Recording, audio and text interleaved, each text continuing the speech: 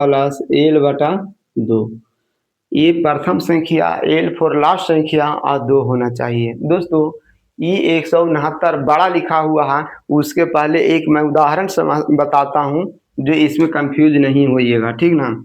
मैंने बोल रहा था दोस्तों, पहला 4 सम संख्याओं का औसत क्या होगा। पहला 4 सम संख्या, 4 पहला मतलब हो गया दोस्तों, मैं बताओ पहला का मतलब हो दोस्तों, पहला सम संख्या भी शामिल होना चाहिए। तो पहला सम संख्या 2 होता है, 2 से शामिल होना चाहिए दोस्तों। तो मैं उदाहरण बताता हूँ।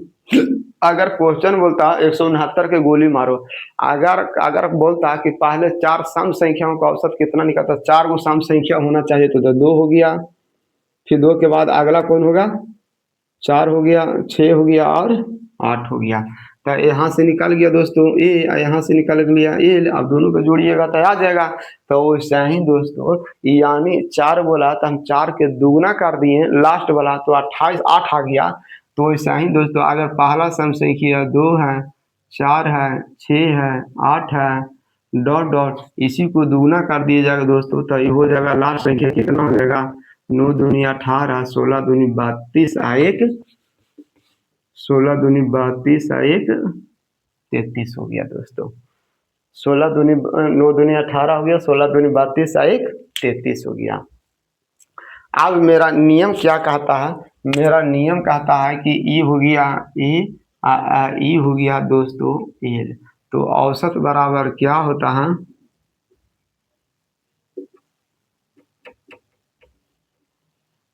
2 तो 338 प्लस 2 बटा 2, 38 से जोड़िएगा दोस्तों तो कितना आ जाएगा, 340 बटा 170, जो ऑप्शन नंबर ए हो गया।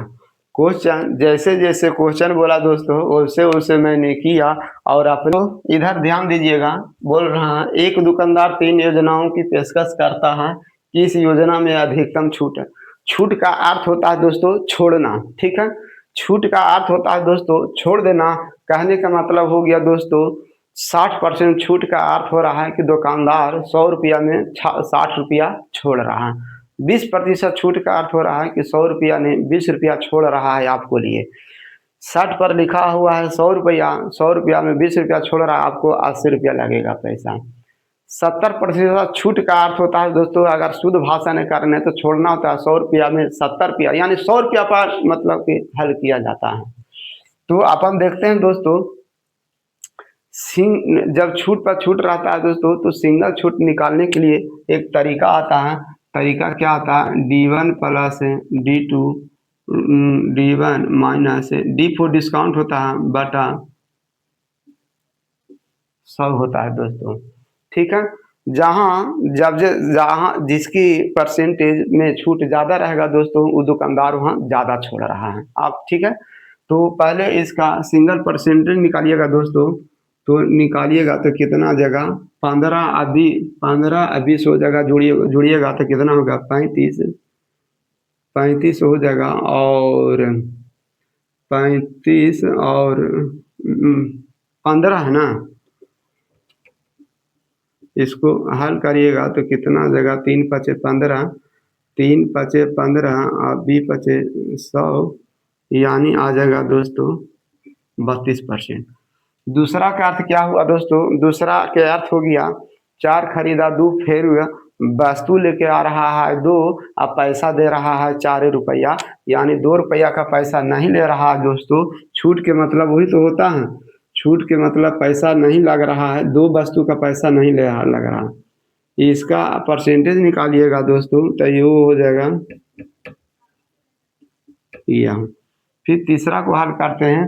तीसरा क्या हल हो रहा है, 6 खरीदा 4 फ्री, 4 फ्री के मतलब 4 रुपया का पैसा नहीं ले रहा, 4 रुपया छोड़ रहा है।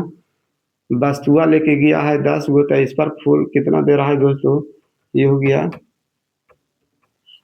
यहाँ छोड़ रहा है दोस्तों 100 रुपया में 32 रुपया छोड़ रहा है, यहाँ 100 रुपया में 33 रुपया छोड़ रहा है, यहाँ 100 रुपया में 40 रुपया छोड़ रहा है। यानी सबसे ज़्यादा छूट दोस्तों ऑप्शन नंबर, सबसे ज़्यादा छूट दे रहा है ऑप्शन नंबर तीसरा। केवल तीसरा कहाँ है, ऑप्शन नंबर ए हो गया, ऑप्शन नंबर ए हो गया। छूट के अर्थ होता है सबसे ज्यादा 4 खरीदा 2 फ्री, 2 फ्री के मतलब 2 रुपया छूट, 2 को पैसा लगवे नहीं किया, तो पैसा नहीं लगा तो छूट वही तो हुआ। थोड़ा डिटेल से समझिएगा। 2 में 1 फ्री, 2 में 1 फ्री, मैंने एक दुकान में गया तो 2 में 1 फ्री, तब मेरे पॉकेट में आ गया 3 रुपया, मेरे पॉकेट में आ गया 3 रुपया, लेकिन मैंने काउंटर पर पैसा दूंगा 2 कलम का, तो मेरे को एक छूट दिया ना, एक छूट दिया।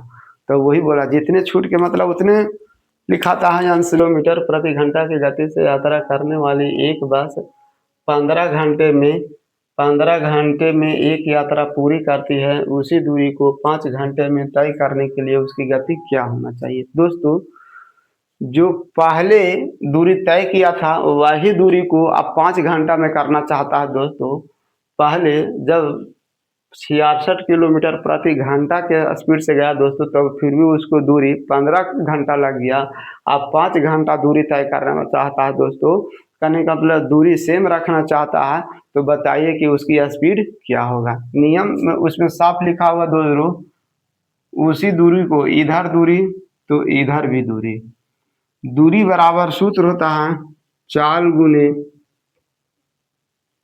समय, तो इधर भी होना चाहिए चाल गुने समय। इधर चाल दिया हुआ है दोस्तों 66, इधर 5, इधर इधर समय, इधर चाल गायब है, इधर समय दिया हुआ है। ठीक है, इधर दिया हुआ है दोस्तों 15 घंटा लग रहा है ना, 15 घंटा लग रहा है। तो इसको काटिए, तो काटिएगा तो 5 15 छेतिया 18 हो गया दोस्तों, छेतिया 18, ऑप्शन नंबर सी हो गया। जैसे जैसे कहा वहां लिखा हुआ दोस्तों, उसी दूरी को, उसी दूरी के अर्थ क्या हो गया, उसी दूरी के अर्थ हो गया जौन दूरी पहले चल रहा था दोस्तों, तो दूरी बराबर होता है चाल गुने समय। तो समय दिया हुआ था, इसका चाल गायब था, चाल को मैंने एक मान लिया, तो इधर जब x का मान हुई तो इधर बराबर में रहना चाहिए, तो उसी दूरी को जो पहले वाला दूरी था। कोई धनराशि चक्रवृद्धि ब्याज की निश्चित दर पर 11 वर्षों में स्वयं की 3 गुनी हो जाती है, तो यह कितने वर्षों में स्वयं की 27 गुनी हो जाएगी। ठीक है, तो स्वयं की 27 गुनी, देखो दोस्तों जैसे जैसे क्वेश्चन बोल रहा है वैसे वैसे पहले तो 11 वर्षों में कितना गुना हो जाता है दोस्तों, 3 गुना। ठीक है, फिर उसके बाद बोल रहा है दोस्तों, इधर गायब है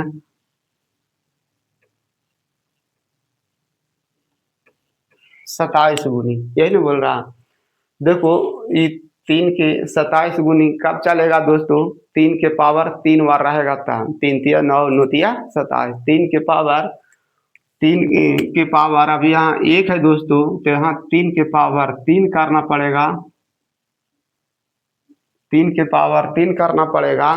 तो आप बताओ दोस्तों, 1 पावर में 11 बरस बढ़ती है, तो 3 पावर में 11 या 33 बढ़ता है दोस्तों। तो यहाँ पर ये आपको दोस्तों गुना करना पड़ेगा, यहाँ पर आपको गुना करना पड़ेगा 11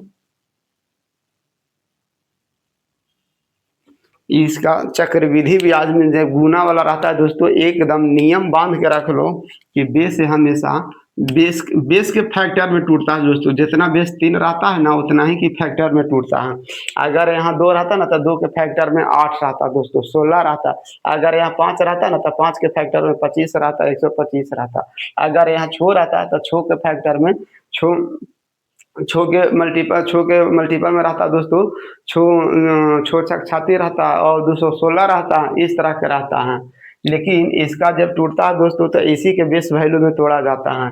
1 घात के लिए 11 मान था दोस्तों, तो 3 घात के लिए 11 या 33 होता है, गुना कर लिया जाता है।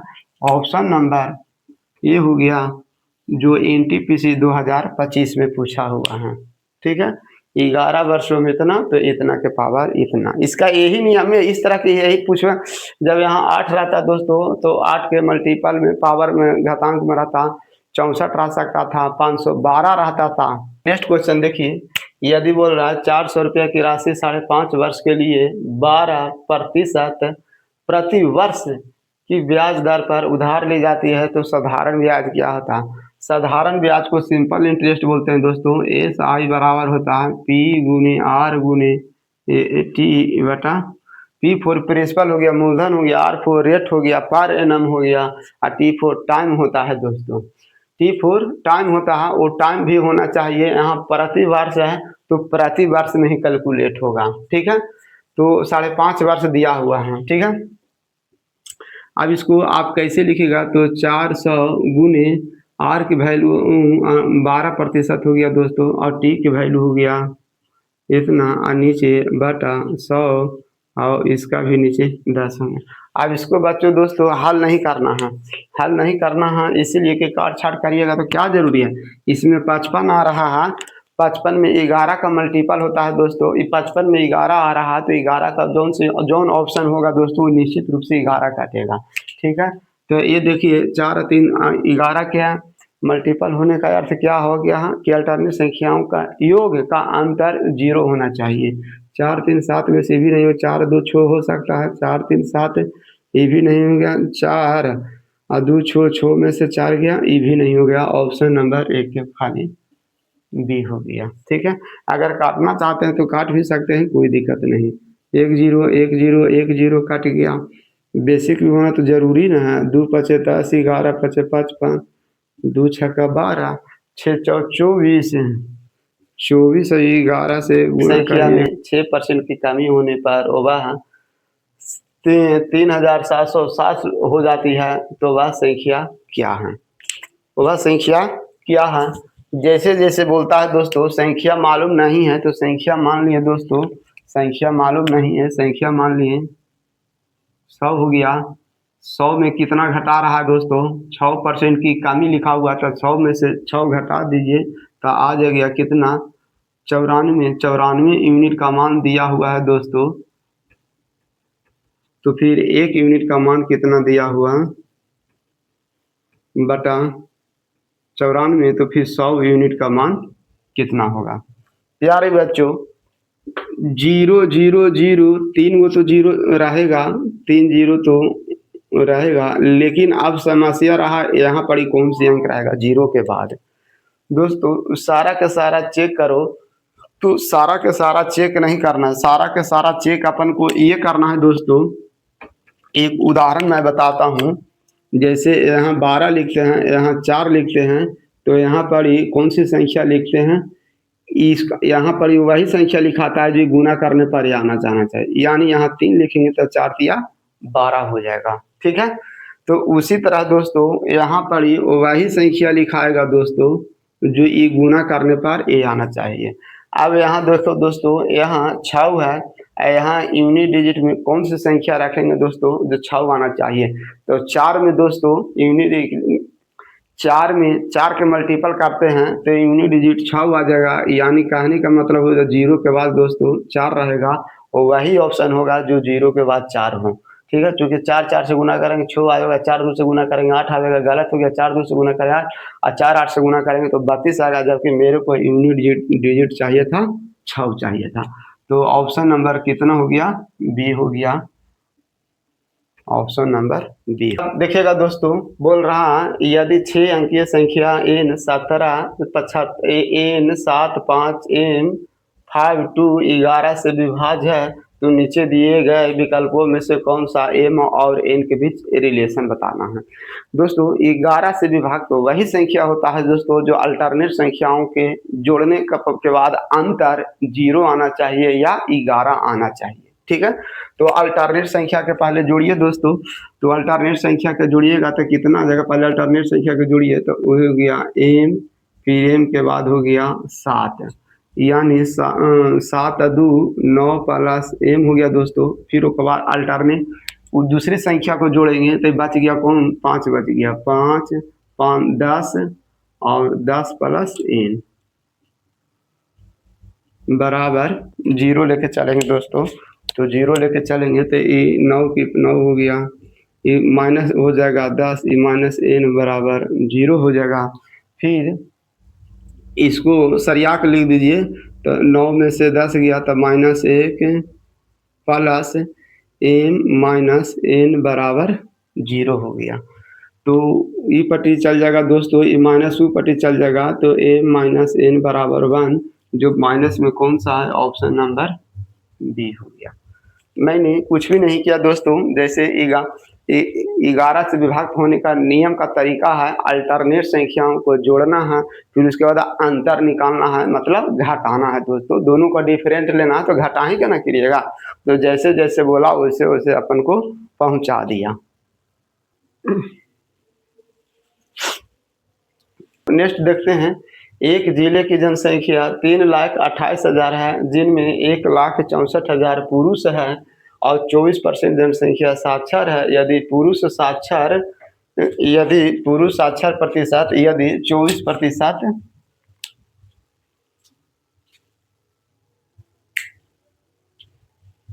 नेक्स्ट क्वेश्चन देखिएगा दोस्तों, एक जिले की जनसंख्या 3,28,000 है, जिनमें 1,64,000 पुरुष है, 24% जनसंख्या साक्षर है और 34% पुरुष साक्षर है, तो महिलाओं कितने प्रतिशत साक्षर है दोस्तों। ठीक है, ये टोटल जनसंख्या 24% साक्षर है दोस्तों, पुरुष खाली देखिए कैसे कैसे लैंग्वेज मैंने सेट करता हूँ। ठीक है, पुरुष को दोस्तों अपन मैन को इंडिकेट करते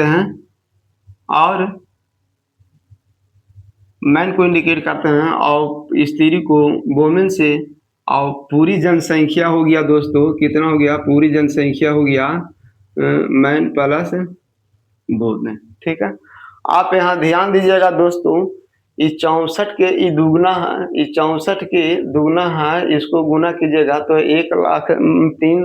3,28,000 आएगा, यानी इसको आप काटिएगा तो 2 आ जाएगा।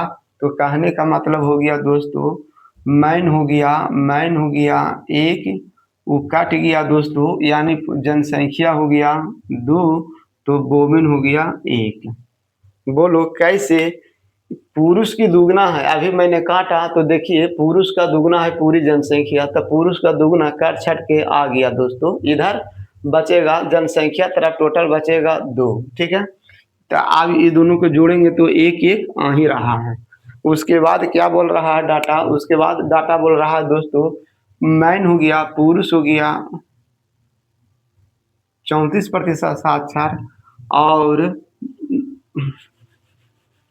ये जनसंख्या दिया हुआ दोस्तों, जनसंख्या दिया हुआ है, जनसंख्या तरफ साक्षर लिखेंगे, जनसंख्या दिया हुआ 24% साक्षर है और 34% पुरुष साक्षर है, इधर पुरुष के तरफ 34% लिखेंगे। महिला वाला गांव है वो वोमेन वाला गाय भी दोस्तों, तो इसको मैंने X% मान लिया दोस्तों। ठीक है, इसको मैंने X% मान लिया। अब इसको नियम है दोस्तों, ये एवरेज वाला आ गया, एवरेज वाला में क्या होता है दोस्तों, इसका गुना कीजिए, इसको गुना कीजिए, इसको गुना A कीजिए। इधर 2 डाटा का योग हो गया दोस्तों, तो इधर भी 2 डाटा का योग होना चाहिए। तो गुना कीजिए, 34 1 से गुना कीजिएंगे दोस्तों तो 34 आएगा, 1 से गुना करेंगे दोस्तों तो कितना आएगा, X आएगा। फिर 24 2 से गुना करेंगे दोस्तों तो 48% आ गया, इसमें भी 48% आ गया दोस्तों। ठीक है, इसमें खाली दोस्तों 1 से लिखाएगा, हाँ वो प्रतिशत अपने आ जाएगा। अब वो X के मान निकालने के लिए दोस्तों आपको 48 में से 34 घटाइए तो X बराबर 14 आ जाएगा। ये भी प्रतिशत हुआ ना, तो 14 आ गया, तो 14 कितना आ गया, ऑप्शन नंबर डी आ गया। जैसे जैसे डाटा बोलो दोस्तों, ये भी NTPC 2025 में पूछा हुआ अंडर ग्रेजुएट वाला में। ठीक है, तो जैसे जैसे डाटा बोला दोस्तों वैसे वैसे मैंने डाटा सेट कर दिया। संख्याओं का गुणनफल 552 है, दोनों में से बड़ी संख्या क्या है। क्रमांक संख्या किसे कहते हैं दोस्तों, जो संख्या लगातार होना चाहिए। ठीक है, लगातार संख्या, तो आप ध्यान दीजिएगा, अगर लगातार संख्या की वृद्धि 1 की चलती है दोस्तों, अगर पहला संख्या 5 लिए तो दूसरी संख्या 6 हो जाएगा, लेकिन तीसरी संख्या दूसरी संख्या से 1 ही बढ़ेगा, लेकिन पहले का संख्या से 2 बढ़ जाएगा। कैसे, जो मैं बोला हूँ नहीं समझा दोस्तों, लगातार का मतलब हो गया दोस्तों 5 6 7 8 9 10, कहने का मतलब हो गया दोस्तों, अगर ई एक्स है तो एकरा से कितना अधिक बढ़ा, एक्स प्लस वन, वन बढ़ा है, यही ना। एरा से कितना बढ़ गया दोस्तों, एक्स प्लस टू बढ़ा, एरा से कितना बढ़ गया, तीन बढ़ गया है दोस्तों पहिलका वाला से। तो वैसा ही इसमें तो दो ये संख्या ना बोल रहा है, तो दो संख्या बोल रहा है दोस्तों। तो पहला संख्या हो गया, पहला अगर दो क्रमागत हो गया, पहला एक से ले लिए तो दूसरा हो गया दोस्तों अगला लगातार संख्या वन होगा। दूसरा संख्या ये दोनों का गुणनफल बोल रहा है दोस्तों 552 है। तेरह में जाहिर सी बात हो रहा है दोस्तों, एक जुटा हुआ है तो बड़ी संख्या हो गया, ये छोटी संख्या हो गया। इसी ऑप्शन में दिया हुआ है कि बड़ी संख्या, तो बड़ी संख्या कौन है, तो ये बड़ी संख्या है दोस्तों, तो इसके पहले एक छोटी संख्या भी होगा, ठीक है। क्योंकि बोल रहा है कि बड़ी संख्या ये है तो इसके पहले वाला जस्ट, अगर ये 24 है तो इसके पीछे 23 होना चाहिए, अगर ये 18 तो इसके पहले 19 17 होना चाहिए, तभी ना दोनों को गुना करके 552 है, 552 आना। ये 15 है तो इसके पहले 14 है, 14 15 से गुना करना है, 27 है तो इसके पहले 26 है। अब देखो दोस्तों इसका ये बड़ी संख्या कैसे लिखेंगे, अगर यहाँ पर ये 24 रख रहे हैं दोस्तों, यहाँ पर ही अगर 24 रख रहे हैं तो यहाँ पर ही आपको 23 लिखना पड़ेगा, ठीक है। देखो लगातार हो रहा है कि ना, 23 24 वही तो बोल रहा है। अब यूनिट डिजिट से चेक कर लेते हैं दोस्तों, यूनिट डिजिट से चेक कर लेते हैं, 4 या 12 ये तो सेटिस्फाइड आ रहा है। और देख लेते हैं दोस्तों 18 और 17 से गुना करेंगे तो यूनिट डिजिट 6 आएगा, जो ये भी नहीं होगा। यूनिट डिजिट से भी कर लेते हैं, 15 के पहले 14 होता है दोस्तों, 14 15 से गुना कीजिएगा 0 आएगा, ये भी नहीं, जबकि यूनिट डिजिट मेरे को कितना लाना है, 2 लाना है दोस्तों, ठीक है। 27 है, 27 के पहले 26 आता है, जो 27 और 6 से गुना करते हैं उसमें भी यूनिट डिजिट 2 आता है। अब यूनिट डिजिट ए वाला भी हो गया, ए वाला हो गया, तब समस्या रहा कि कौन हो गया दोस्तों, ये ज़्यादा हो गया।